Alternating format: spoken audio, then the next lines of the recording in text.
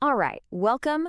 Today, we're going to cut through all the noise, all the hype around AI. We're going to break down the real industrial structure of this whole revolution, and we'll be using a really powerful framework from the Macro Butler to do it. So let's just start with a problem I think we all feel, right? The term AI, it's everywhere. It's said so often that it's almost lost its meaning, kind of like a word you repeat over and over until it just sounds weird. Well, today, we're going to put some real substance back into that term. Okay, so to really get our heads around this, here's our game plan. We'll start by moving past the hype. Then I'll introduce you to this brilliant idea called the AI cake. We'll take a tour of all its layers, and then, and this is the important part, we're going to follow the money to see where the real value is.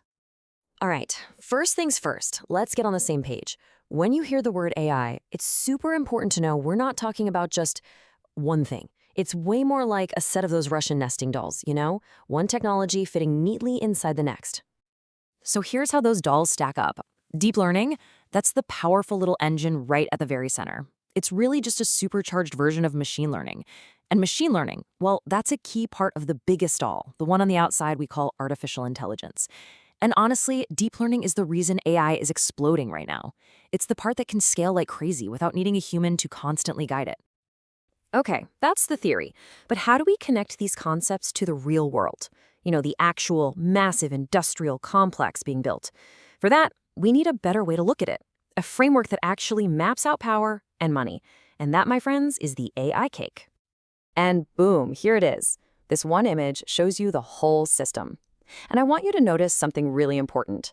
This isn't just a tech stack. No, this is an industrial stack. You've got 5 layers and they all depend on each other. From the power grid way down at the bottom, all the way up to the apps you use on your phone. And just like a real cake, if you pull out a bottom layer, the whole thing just crumbles. All right, let's do this. We're going to slice into this cake and look at it layer by layer.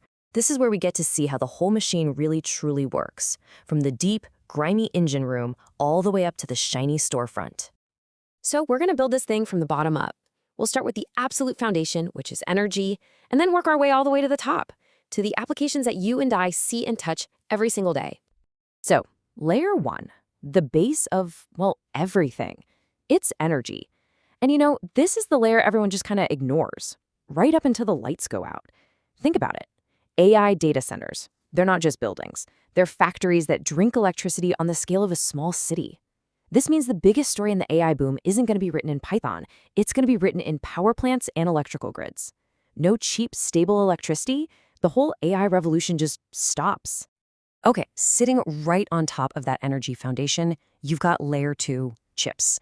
These are literally the physical brains of AI. They're the things that turn all those raw electrons into actual computation. And making them is so incredibly specialized and expensive that it's turned into this huge point of geopolitical rivalry. People say chips are the new oil, and they're not kidding. They're a strategic asset that nations are already positioning to control. And just look at this chart. It lays out that struggle perfectly. See the massive shift in who's buying the equipment to make the chips? We're talking about the tools that build the foundries.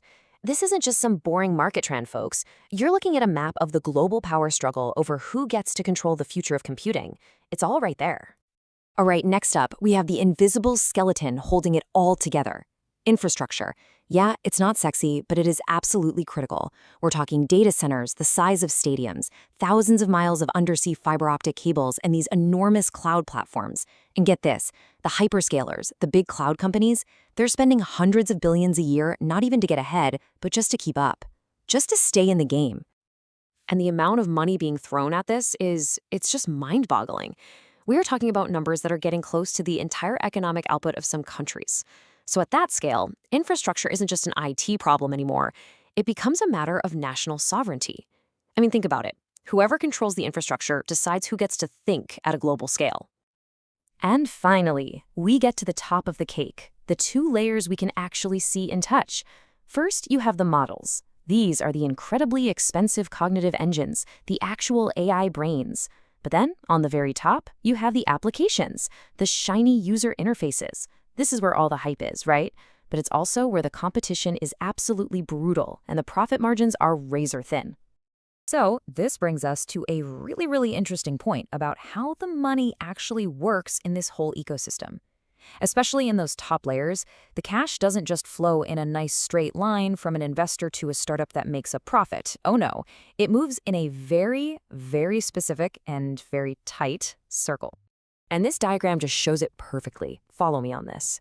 NVIDIA sells a bunch of its super powerful chips to an AI lab. That lab, now armed with these chips, goes out and raises a ton of money from venture capitalists. And then, what's the first thing they do with all that new cash? They turn right around and give it back to NVIDIA to buy, you guessed it, more chips. It's like this self-perpetuating cycle that just keeps inflating everyone's valuation. Okay, so when you see this unique structure, this whole money go-round, it raises a big question, doesn't it?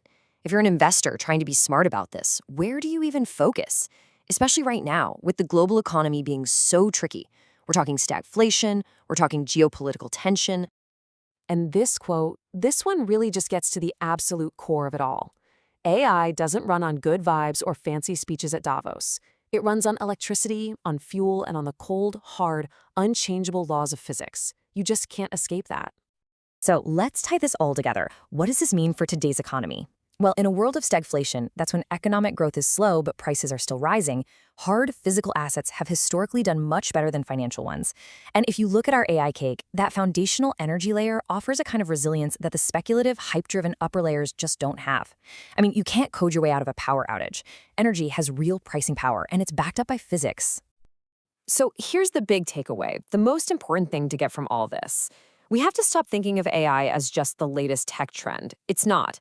It is a massive industrial transformation, and the whole thing is built on a foundation of two things: energy and capital.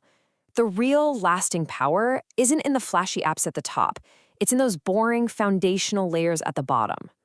And that really leaves us with one final thought. If you want to invest wisely in this new era, you can't just chase the hype, the loudest promise of the week. You have to understand the structure of the system itself. This AI cake isn't just a metaphor. It's a map of power, of capital, and of real-world constraints for the 21st century. So the question you have to ask yourself is, are you looking at the right layers? Now, for any investors out there who want to take this kind of structural thinking and apply it to your own strategy, you can get in touch with the Macro Butler directly. You can shoot him an email at info@themacrobutler.com or just head over to his website, themacrobutler.com.